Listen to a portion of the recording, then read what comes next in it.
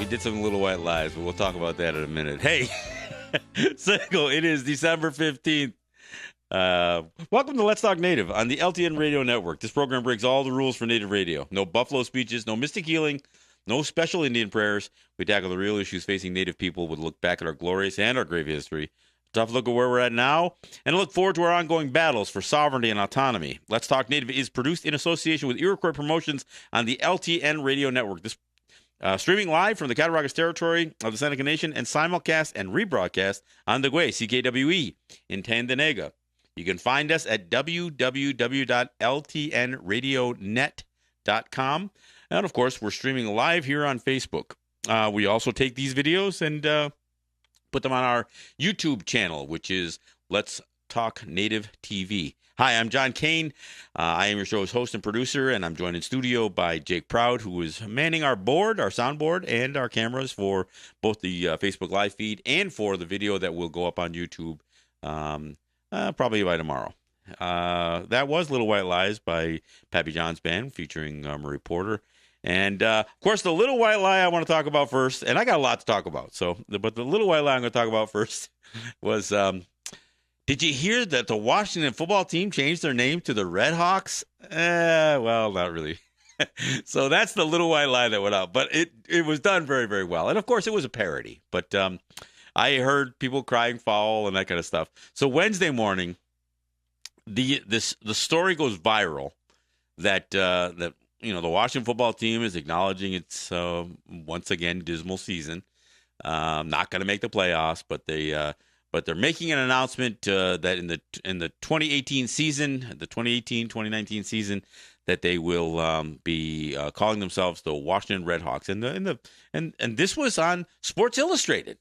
Yeah, I read the article on Sports Illustrated. It showed the new logo, looked pretty good. Looked a little bit like the Seneca One Stop logo with the or either that or the Seneca Hawk logo. But so it was only red, same colors and everything else. But it was a well-written article. Talked about how Dan Snyder came to his senses and that he wants to honor Native people and decided that they were going to have a mascot that everyone could cheer for, that nobody would find offensive, and the whole bit. And in fact, when you read the article and you got all the way through it, there were links down to other publications, ESPN, the Bleacher Report, the Washington Post, even a link to the Washington NFL football team's homepage. The problem is none of them are quite real. I said Sports Illustrated. It wasn't sportsillustrated.com. It was sportsillustrated.news. And the same thing with ESPN and everything else. So all of these stories went around on these various mock websites that, and people called it a hack or a hoax. And no, it was really a parody. And there was a purpose to it. And that purpose was realized. So I know many people saw the first response anybody had when they saw this, including myself, was, "Is this real?" And so this is Wednesday. In fact, when I posted a link to it on my group page, my Let's Talk Native group page. And I said, "Is this real? First, a Democrat wins the Senate seat in Alabama. Now this." What next? Is Trump resigning? I mean, that was kind of what my comment, and of course, then I followed up by, "Nah, it's not real." But Doug Jones is still the senator, right? But so, I mean, you read it, and it was well done, well played, and it did. I think it accomplished something. I know there were a lot of people who were, first there was a couple of reactions. One reaction was the disappointment when those of us who are so against this racial slur for a name of a team, especially in the United States nation's capital. The disappointment that it wasn't true. I mean, so there was that. But the point was that these stories created a narrative that essentially made Dan Snyder look good. And by the Washington football team and I think the Washington Post and a couple of other papers who came out to say, no, it's not true, it's a hoax and that kind of stuff. What they did was they had to essentially retract all of the favorable things that were said about Dan Snyder. Part of this thing was to show how easy it would have been to change the name, how to see what kind of reception it would get and that kind of thing. But of course, Dan Snyder has long said, nope, I'm not going to do it. I'm never going to change the name. So for all of these various articles that were written that talked about how he realized the folly of his ways and that kind of stuff. No, they're going to have another dismal season next year, and they're still going to be calling themselves a racial slur. But I had some people had said, what's your feeling on this? And that was a question across Facebook, and I said, hey, I think it was great. I think it was a great parody that really demonstrated everything that Dan Snyder is not. So, hey, look, if you haven't had a chance to see it, I still have the one of the stories, unless it's been taken down. But I still have one of them on my Facebook group page. Look for it. It's a headline. It's Sports Illustrated, Washington Redhawks, the Washington Redhawks. So there's that. So that's the little white lie. I'm not gonna look for all the lies that have been told about us. We don't mind spreading a couple of parodies, I guess, or satire against the Washington NFL football team. So there's that. Look, one of the things I wanted to mention. I got a bunch of stuff to talk about today. So and I'm going to try to get a lot of it done in the first half of the show, because the second half I want to talk about Buffalo. I want to talk about Buffalo's financial woes, and of course, who are they blaming it on? The Senecas. But before I do all that, this is the time of year where people do book reviews, like a year in review on what are the best books of the year and that kind of stuff. And so I'm listening to NPR this morning, and I'm always interested, because I don't read as much as I used to, but I do read selectively, and so I'm sometimes interested in what books are out there, especially ones that have a historical or social or maybe even a political slant to them or bent to them.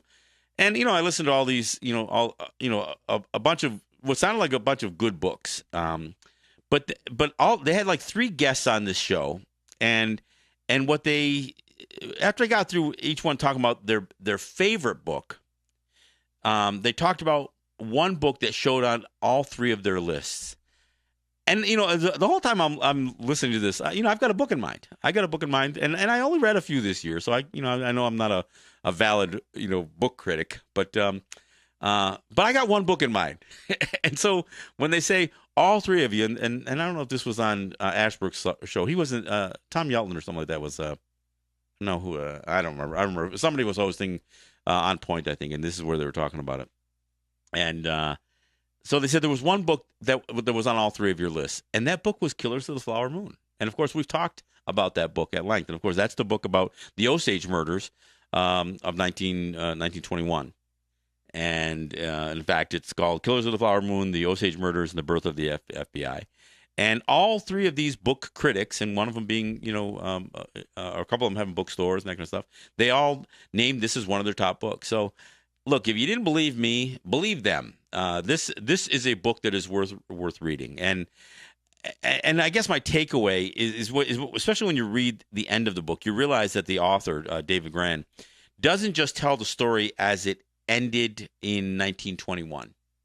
He continues to investigate what had taken place and has some modern updates, or contemporary updates to that story. Of course, the real contemporary update is the very things that took place and that were perpetrated against Native people in 1921 are still happening. We still have missing and murdered Indigenous women. We still have, people that are being abused, and we still have the outside controlling so much of what we do. I've talked about the book in the past, but look, I wish more of you who listen to this show would take the time and get this book. Again, David Gran.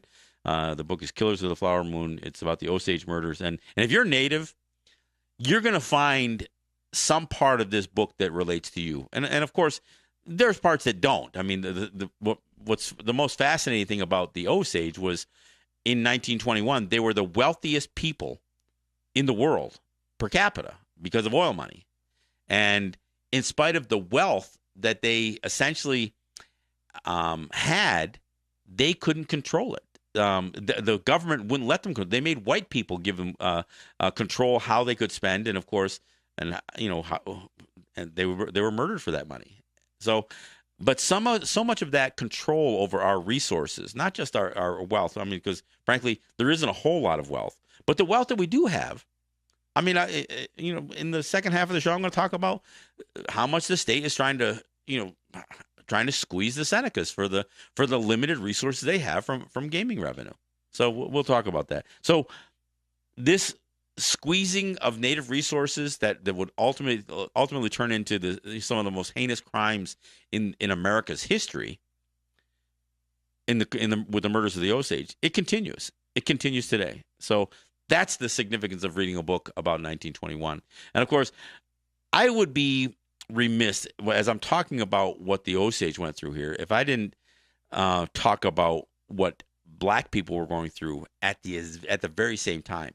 The Tulsa riots, or Greenwood as it was. Look, I got a list here. I got a list of cities that had thriving black communities in them, and that they were destroyed. They were destroyed by white people because of racism. Atlanta, 1906, thriving black community. Race riots would erupt and destroy the black community.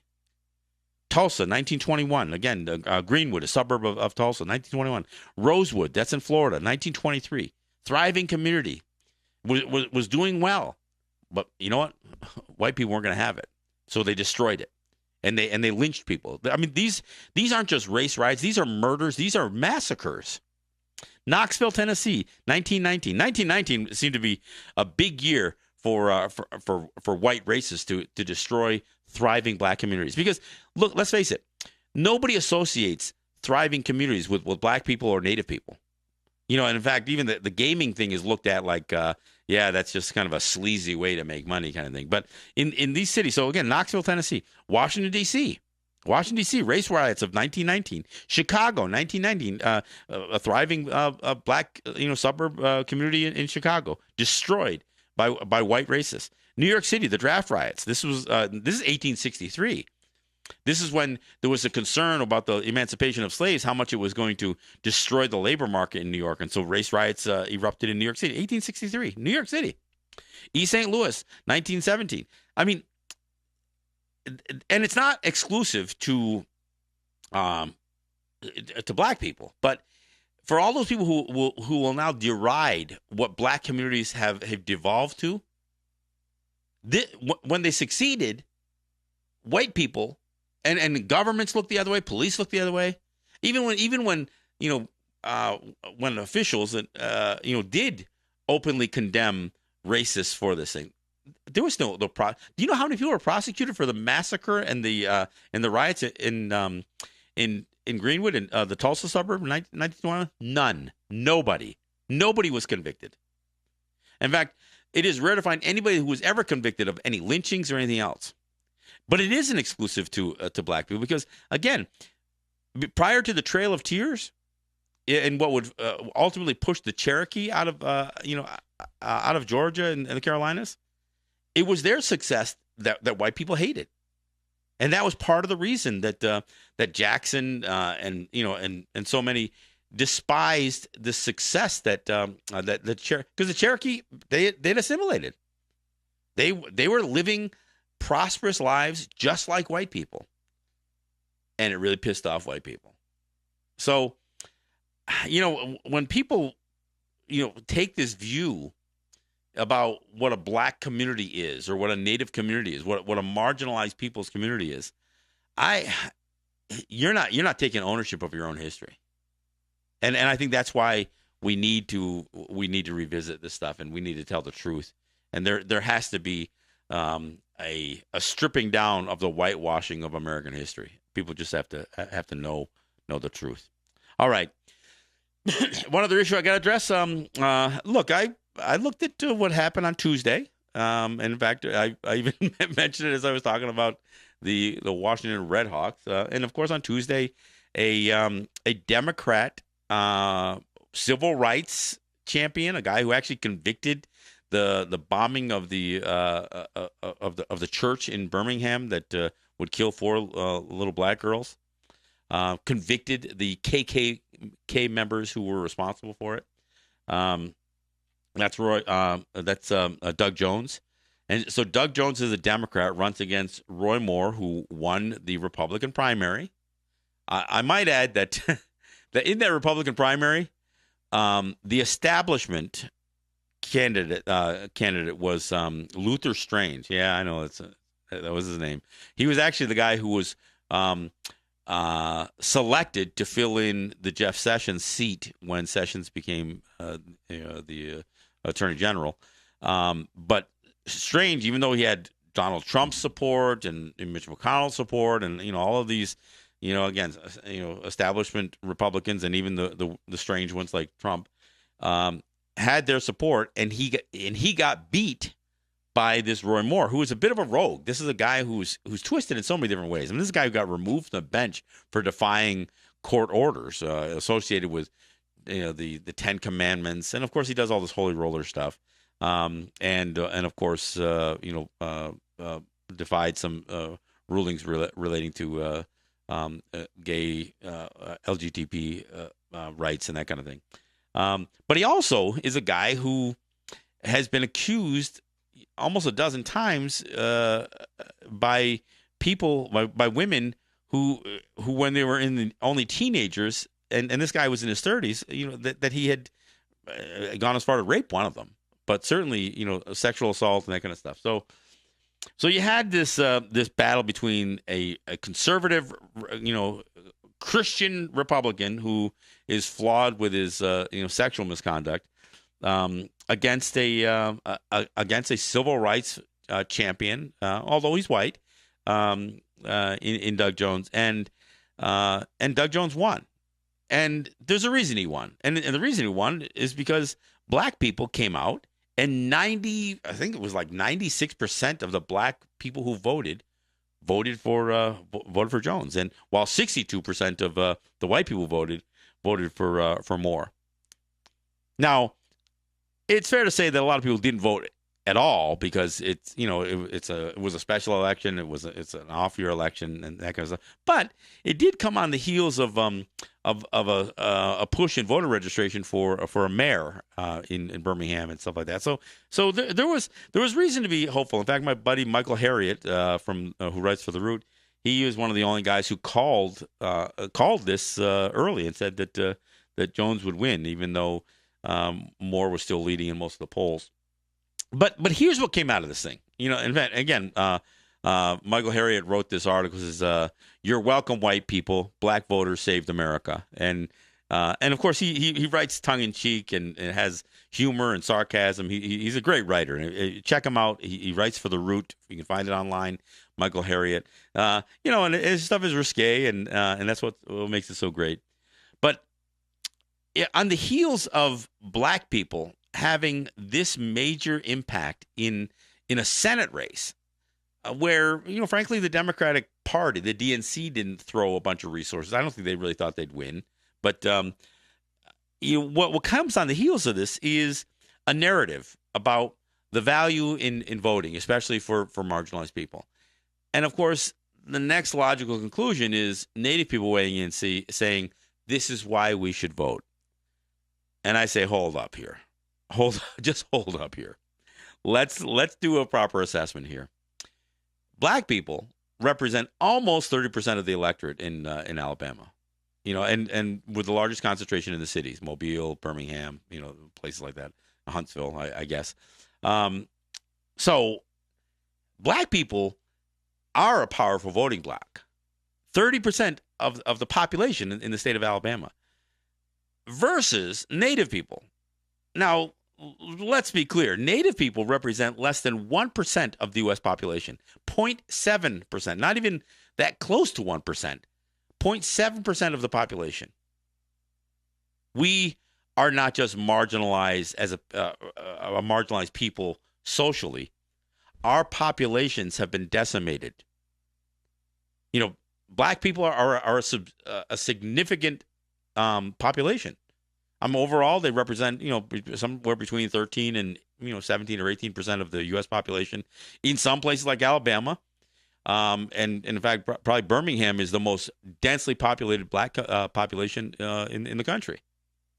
So yes, black people can have influence on elections, but I'm going to tell you, we don't. Native people don't. And look, and only to the extent that Native people even live on Native communities and Native territories, by some estimates, as much as 70% of our population live scattered throughout the United States, in cities. The 100,000 Native people who live in New York City from various Native, ancestry. So only about a third of our population actually lives on Native territories, and those territories are in very remote, very conservative areas where we're never going to swing. We're never going to turn a red state blue. It just isn't going to happen. And here's my thing. So when people say, look, the black people just proved the power of the vote. Yeah, if you're a significant population. And if you're a population of Americans. And therein lies the problem. I mean, I got into a debate with somebody from Oneida, Wisconsin over this. And, she just kind of walked away from the conversation. She said, no, there's no sense in arguing with you. You think you know everything. Look, I'm just trying to state some facts here. The percentages are what the percentages are. But you can't tell me that Native people voting in state, local, and when I say local, I mean non-Native elections, that's not a form of assimilation. That is absolutely assimilation. That is us playing their game. That is us being an American. And I would argue not all of us who are Native consider ourselves Americans, whatever that really even means. I know they can't deny us voting in their elections because that would violate, all kinds of international laws and norms and standards and everything else. But regardless of whether they allow us to vote in their elections, should we? We have our own governance on our territories. We have our own processes for selecting representatives, whether it's an election or whether it's traditional government, whether it's functional or not is another issue. But we could argue whether the U.S. electoral system is functional or not as well. But to suggest that us voting in their system does not diminish our sovereignty is just simply false. How can we claim to be a sovereign, distinct people if we are selecting U.S. representatives to represent us? I mean, it kind of defies logic. And this falls into that category that I talk about so often, this cognitive dissonance of assimilation. And look, I associate it with enlisting in the armed forces, the very armed forces that were responsible for massacres of our peoples. The converting to these religious denominations for a faith that considered us less than human in the doctrine of Christian discovery, that would justify taking our lands and subjecting us to slavery and all kinds of other things. That's a church that we should be a part of. That's that cognitive dissonance. Voting in their elections is another example of it. And you know what? I don't even feel as strongly about it. If you're Native and you live in New York City or San Francisco or Los Angeles or Chicago, I'm not as opposed to you voting in those elections. And you know why? Because of your address. And I've talked about this before. But if you live on a Native territory and you register to vote as a Democrat or Republican or Independent or whatever else, what you're saying is that your address is in the United States, that it's U.S. soil. And I have a lot of problems with that. I have a significant problem. I mean, when I think about Senecas having language in the Canandaigua Treaty, that says the United States recognized that our land is ours, or Seneca's, and the United States would never claim the same. That means that this address, Cattaraugus, Allegheny, all of even the lands they've acquired, are not part of the United States. And yet, if you feel so compelled to vote in a state election or a national election, when you fill out that voter registration form, you're saying your address is part of the United States. Now, I'm not saying that gives the land away, but it sends the wrong message. And it's simply not true. So, look, if you're an American, by all means, vote in an election if there's somebody who you think has earned your vote. But if you're an American and you vote for the lesser of two evils, you're being short-sighted. And I got to say this because here's the thing about elections. Elections are short-term payback, short-term gratification, right? Instant gratification. You vote for somebody and you hope the person you vote for wins, and then you can feel like you're victorious, even if they never serve your interests. So when everybody told you to go out and vote for Hillary Clinton, even though you opposed so many of her policies, obviously many people didn't. And many people didn't, and that's part of the reason that Trump won. But, all of those Republicans in Alabama who said, no, I'm not just going to hold my nose and go out and vote for Roy Moore. I'm not going to do it. There's the longer-term strategy for them is for the Republican Party, however it manifests itself, not put up lousy candidates like Roy Moore. And that's what I would say, to the flip side, to the Democrats, who are still reeling from a loss of Hillary Clinton to Donald Trump. Don't put up a crappy candidate.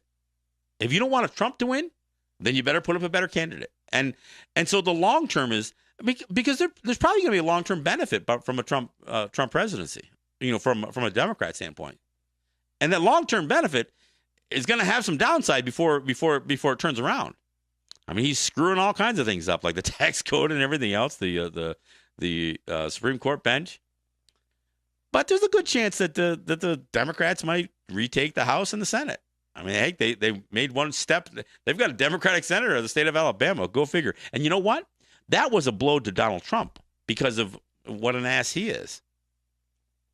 He lost twice in Alabama. He endorsed Luther Strange, who lost to Roy Moore. Then he loses again because Roy Moore loses to Doug Jones. So I just need to put that in perspective because regardless of the power of the black vote or even the Hispanic vote, that's not the power that we have as Native people. So don't mistake this. Don't mistake this.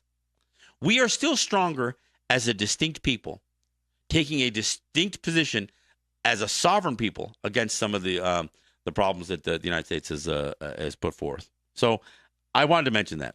All right, hey, we're at the bottom of the hour, so I'm going to take a break. When we come back, I'm going to talk about Buffalo being broke and who they're blaming it on. So we'll talk about that when we come back. This is John Kane. This is Let's Talk Native.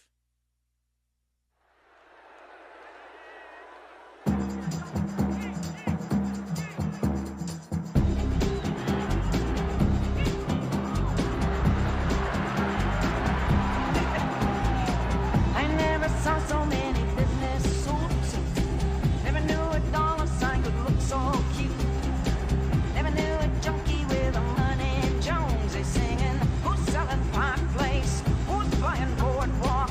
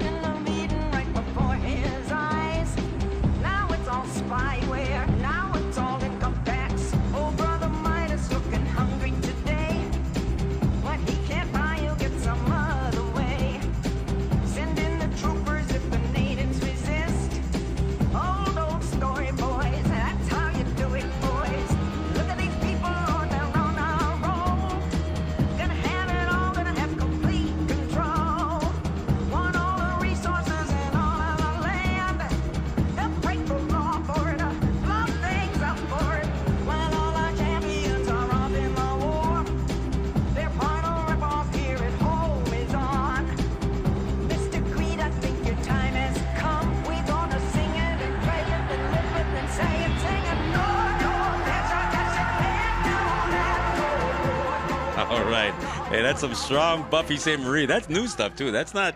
I mean, look, she's got some great stuff in the, uh, in her resume. But this is new stuff. Some powerful, good stuff there from Buffy St. Marie. So there you go. Hey, look. First off, let me give a shout out to my sponsors. I want to thank Ross and Holly John and the RJE family of businesses, Eric White and ERW Enterprises, good friends like Ed Schindler and Cynthia Trice, Neville Spring, Sugar Montour. And of course the Seneca Nation. I gotta give a special shout out to Neville Spring.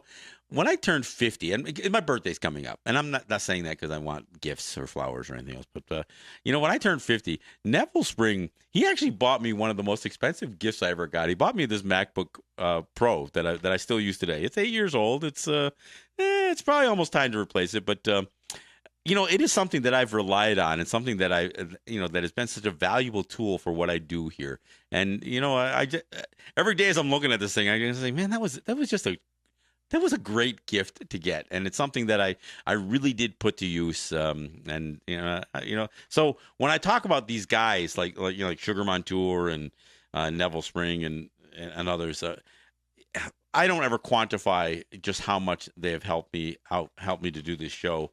But they do. They help me to do the show I do in New York and everything else. So I really want to acknowledge these guys.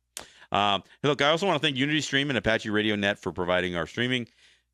I also want to thank CKWE, as I mentioned earlier, for both the simulcast and the rebroadcast, as well as Netroots Radio, Real People's Media, Indigenous Resistance Radio, all of them for carrying Let's Talk Native on their networks. I also want to thank all of you who share this program, and you share it both as the Facebook Live feed. You share it when it's not live. You share the SoundCloud audios that I post, and many of you share the YouTube videos that we post. So I appreciate all of you doing that. And of course, the YouTube videos are on our own channel. It's Let's Talk Native TV. That's our YouTube channel, and there we post these shows as well as other videos that we do. And we're going to do more. I'm really looking forward to 2018. I think we're gonna nail some things down. We got some big projects planned, and of course, I want to do a lot of small projects as well. So I very much look forward to it. Look, before I get into Buffalo, I got to talk about. Did any of you guys catch this latest gaffe by Andrew Cuomo? He was asked by one of the women who reports for WBFO. She's their Albany correspondent, and she basically asked the governor if he was going to address any policy changes to address the sexual harassment issues and the sexual assault things, especially since one of his guys, Sam Hoyt, was basically got tossed out of his office because for his sexual misconduct.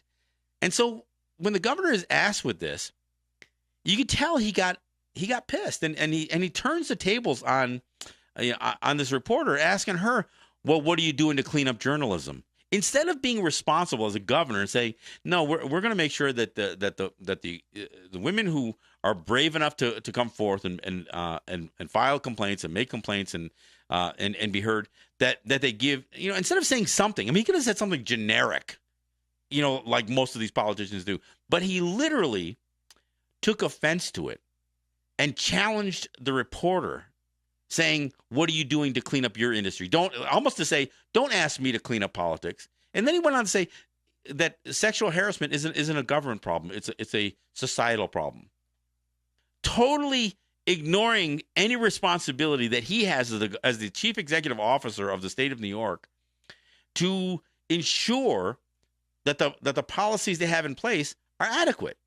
Because frankly, if they're adequate, they wouldn't have had Sam Hoyt being, his indiscretions being ignored. I don't know, not indiscretions, his crimes, if you will, being ignored.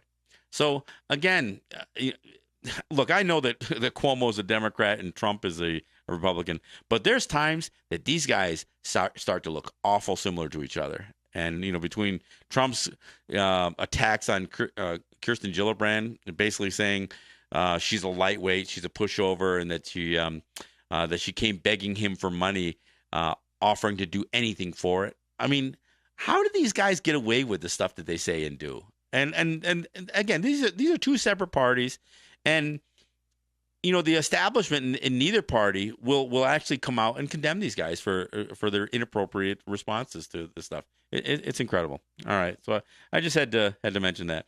And the other thing I'll say before I get into the Buffalo is Niagara Falls just put out this display of this public art piece that they paid over $500,000 for.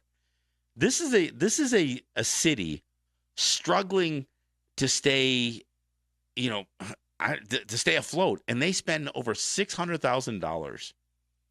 Much of that coming from old casino money, and they to do a piece of artwork that I don't even know what it is, but it's on one of their roundabouts, one of their their centers for one of the roundabouts, and I'm thinking, wow. You take a look at it and and judge for yourself whether you think that was an appropriate use of resources for a city that is struggling, probably more than most. But it's not the only city struggling. So Buffalo is finding itself in a real jam, just like the state of New York is. But they've had this this fund, this reserve fund that would help them balance their budget when they, if you look at money's revenues for a city, it can ebb and flow. So you build up a reserve to cover you during the down times. Well, that reserve, which was $35 million, is now down to $6.5 million. It's running out, and they are eating it up fast. So it's they're going to run out of money. They're going to run out of money to fill in the gaps in their budget. And of course, why is their budget so so short? Well, part of it is, and the comptroller, this Mark Schroeder, says that there's a difficult road ahead. He said most of it is due to the overly optimistic revenue projections. That's funny. That's exactly what the state did. The state is going to be $4 billion in the hole based on its overly optimistic revenue projections. And of course, they don't just say overly optimistic revenue projections. They also have to find somebody to blame. So guess what, Senecas, you're up again. So they say, we had unforeseen circumstances. Yeah, that language in the compact that said the money would end in 14 years, apparently that was unforeseen because nobody wanted to believe their eyes, I guess. And so they said, we had no idea we're going to lose $7 million a year. And the way Shorter said it, like $7 million in casino revenue that is tied up in arbitration. Look, there's not $7 million tied up in arbitration. There's $7 million that's come to an end, an annual $7 million that's came to an end. Arbitration isn't what's got this tied up. Arbitration is your last hope. It is your hope that the governor is going to continue to fleece the Seneca Nation so you can, to the tune of $120 million a year, so you can get your $7 million. Really? You think that? So you think $120 million a year leaving Western New York so you can get $7 million back? You think that's a good thing? And you know what? A lot of that $120 million a year is coming from Erie County. The biggest chunk that comes back to Western New York goes to Niagara Falls because it's the biggest casino. But that's not all the players who gamble in Niagara Falls aren't from Niagara Falls. They're from Erie County. They're from Buffalo. I mean, Buffalo's got the Buffalo Creek Casino there, and that's why you were getting up. You're up to $7 million. But the idea that this comptroller not only throws that number out there and says that it was unforeseen, he also goes on farther. But we think we're going to get that. Well, what are you basing that on? What are you telling the public? Yeah, we've got that money, but it's just tied up in arbitration. As soon as we get through that thing, they're going to give it to us again. No, it isn't. It's not going to happen. And the fact that so many of these Western New York politicians still refuse to come to the table with the Seneca Nation and say, look, we know we're getting screwed by the state, and we need to work together for Western New York. And that's what the Seneca Nation has put out there to offer. But no, they're going to continue to say this. Now, the other thing they said is the other unforeseen circumstance was revenue from land sales that haven't closed yet. Well, if these sales haven't occurred, then how are you counting that revenue? I mean, that fits in with the with the overly optimistic revenue projections. In fact, that's not just that's a projection for revenue that isn't due to you unless those land sales do close. I mean, it is bizarre. They're going to talk about $7 or $14 million that they were expecting that's not coming in. And of course, the one expectation is $7 million from the Seneca Nation. It is really really bizarre, and this really kind of lends itself to the gross incompetence of these people with public money. Yeah, and again, the city of Buffalo could, just like the city of Niagara Falls and the city of Salamanca, could have come to the table with the Seneca Nation and say, look, all right, we understand your position on the end of the revenue sharing, but can we do a service agreement? Can you help us mitigate some of at least the cost of Seneca Gaming being in our neighborhood? Okay, can we work something out? And perhaps there's some other things that we're doing, like erecting $650,000 statues in the middle of roundabouts, I guess. I mean, I don't know. I'm sure the Seneca Nation would have said, wait a minute, you want to use $85,000 of gaming revenue for that? 'Cause that's what Niagara Falls did. They used $85,000 of gaming revenue for the statue, or whatever it is. It's not a statue. It's a sculpture. It's a thing. I don't know if it's supposed to be represent the falls. I don't know. Take a look at it. It's metal, and it's red, white, and blue. So it's I guess it's some kind of patriotic thing. I don't know, but I don't know. These cities could have come to the Seneca Nation and say, look, we have some projects that we think could enhance our tourism. And would you be willing to do some some matching funding and stuff like that, so we can still do some of these projects? That's what the Seneca Nation put out there, but none of them are doing it. Instead, they're going to say, "Oh yeah, we got $7 million tied up in arbitration." No, you don't. No, you don't. The state is hoping on a wing and a prayer that somehow they are going to prevail in arbitration and get the Senecas to continue to pay 25% of their gaming revenue, their slot revenue, to the state for nothing. It's clear in the contract, in the compact, that it's not to be paid. But for city officials, the mayor and the comptroller and the mayor of Niagara Falls, and for any of these guys, the state comptroller basically told Niagara Falls, you better stop counting on this gaming revenue. And now you hear the comptroller from the city of Buffalo saying, yeah, we're counting on that gaming revenue. We apparently they put it in their budget. And of course, it's not just apparently. This is kind of how the story broke, in case you don't recall. Because all those who said, oh yeah, the Senecas really dropped a bombshell on us. No, you dropped a bombshell on the Senecas. When your initial budgets, before they were actually submitted, started, when your budget discussions started talking about you anticipating $7 million, or Niagara Falls anticipating $15 or $18 million, that's when the Senecas said, hey, wait a minute here. Didn't you read the compact? That was only for 14 years.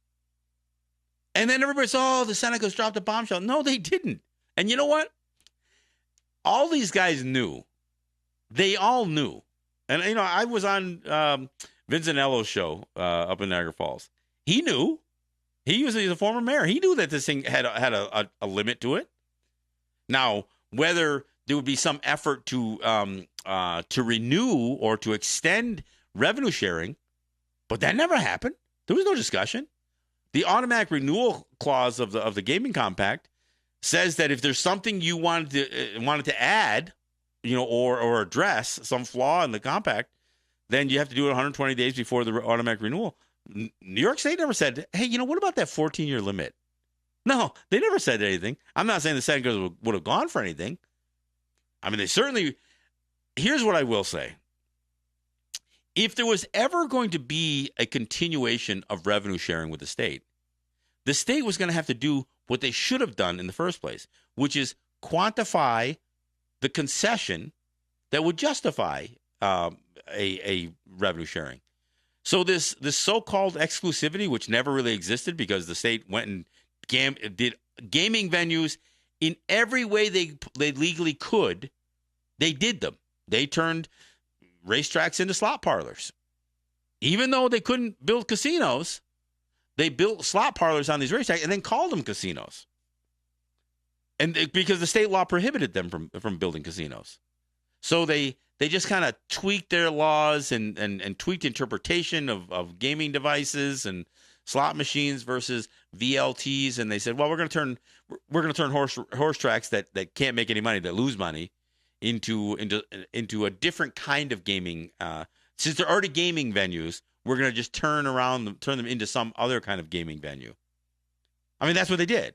And they did it right within the so-called exclusivity. And they clearly took market share from the Senecas.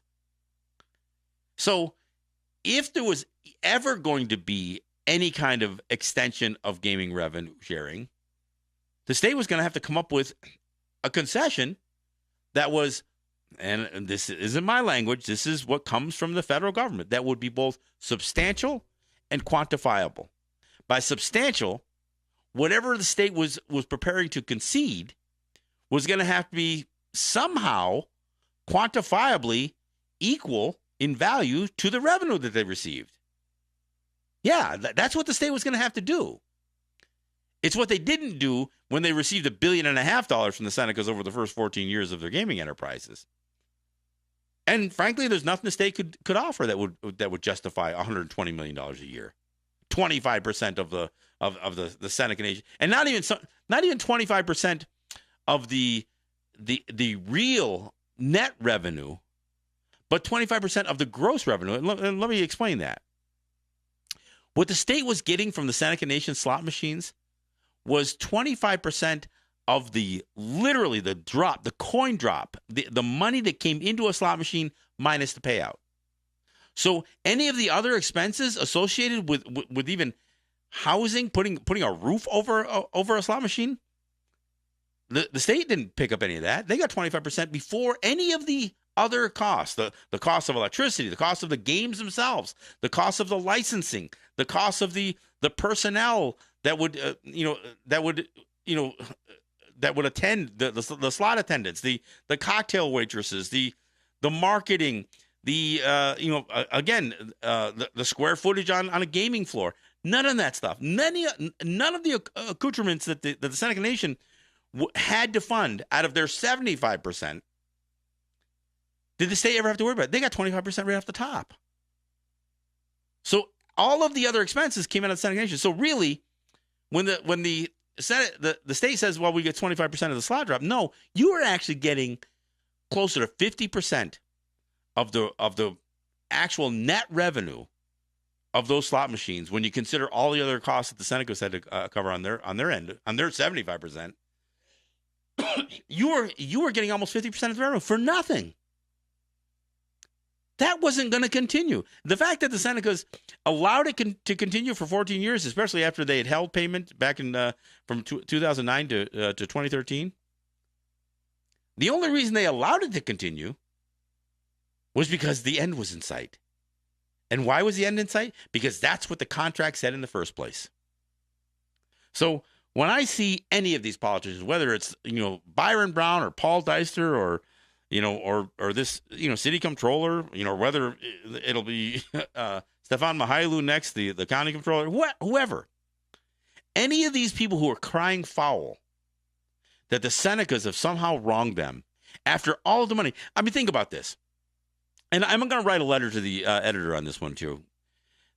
$7 million a year is what the city of Buffalo is anticipating from the Seneca Nation. That's what they've been getting for a while. And I can actually pull up the full numbers on how much the city of Buffalo has gotten from Seneca Gaming. For all of those millions of dollars, they haven't even taken any of those dollars and supported the Native American Magnet School.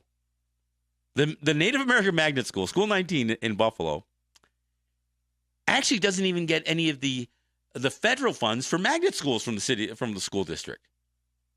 I mean, when I heard this, I couldn't wrap my head fully around it. I'm thinking, so the city gets money from the Seneca Nation, and they don't even put it in the only Native school in the city?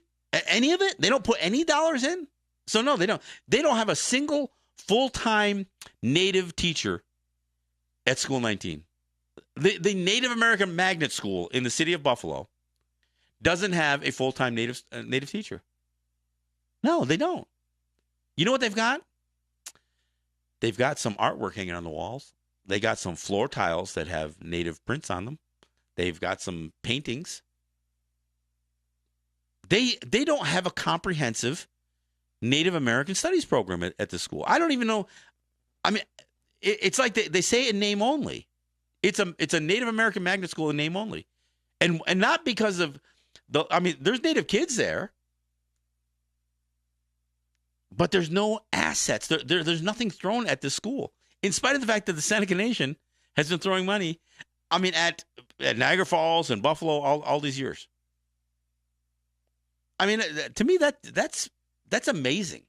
That's amazing, and I would suspect that there's probably not a whole lot of in the city of Niagara Falls that supports anything Native up there. Not the NACs, not the the Native American Center or the arts the Niagara Falls Arts Center. I'll bet none of that stuff has any money coming from the city of Niagara Falls, in spite of in spite of $250 million coming to them over 14 years. So when I see these guys now finding themselves jammed up with these budget deficits, and the fact that they'll even try to blame it on any aspect of it on Seneca Nation, we're talking about $7 million here in a city the size of Buffalo. No, the Seneca Nation didn't cause your budget woes. If you're counting on revenue from land sales that haven't closed yet, to the tune of $7 million, then you're already trying to pull the wool over somebody's eyes. And Niagara Falls, you are being raped so bad by the state at so many different levels, and yet you want the state to continue to rape the Seneca Nation. Remember when I talked about the killers of the Flower Moon there, the Osage murders, where the Osage they were essentially the wealthiest people in the world. On a per capita basis, they had the highest wealth on paper because of oil deposits, oil reserves on their land. Now, the country, I mean the federal government considered the Osage incompetent, so they appointed guardians to control every aspect of their lives, white people, of course. And so they controlled their money, and they fleeced them. They paid more for everything. They paid more than for everything that they bought because they were being taken advantage of. Now that's 1921. Fast forward to 2017. 2017, you got the state of New York trying to fleece the Seneca Nation from really the only meaningful and substantial revenue that funds their entire nation. I mean, think about the state of New York really wanting to fleece them for almost 50% of the revenue of their gaming facilities. Yeah, I know it says 25%, but again, it's 25% that before any of the costs are taken out, before any of the of the overhead is taken out of this thing.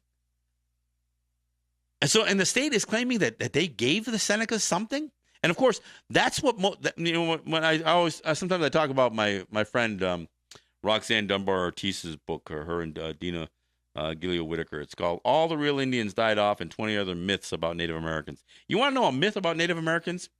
Is that the states are giving Native people the right to do gaming, or the federal government gave the Native people the right to. That is one of the biggest myths, contemporary myths told about Native people.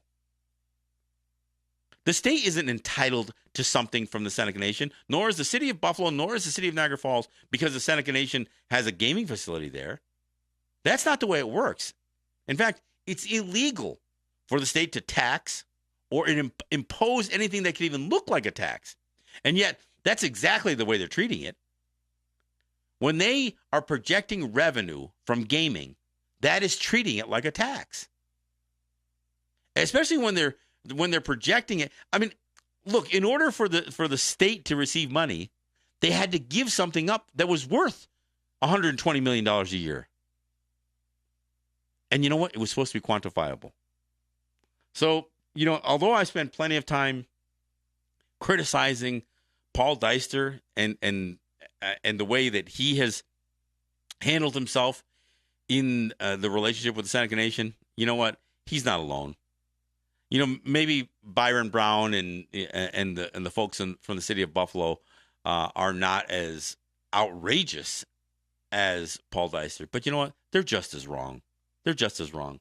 And for the city of Buffalo to say that their budget problems are being caused by the Senecas dropping the bombshell on them, that they're no longer going to pay them $7 million a year, is just crap. It's just a load of crap. And for them to tell their electorate, oh, but don't worry, we're going to get that money eventually. So even though it looks like we're in trouble, we're going to be fine because we're going to get that money out of those Senecas after all. I don't think so. So anyway, had a lot to cover in an hour. So I hope I gave you all something to think about. Look for your comments and share this show. I think people have to realize, just what we're up against and how we're being treated by the outside, and in this case, the city of Buffalo. So you get a chance, share this with one of your friends. Share this with some of your folks so people understand just what we're going through. It continues. It's not just something from 1921. It's something continuous. Look, this is John Kane. This is Let's Talk Native. We'll see you on Monday. Yahweh.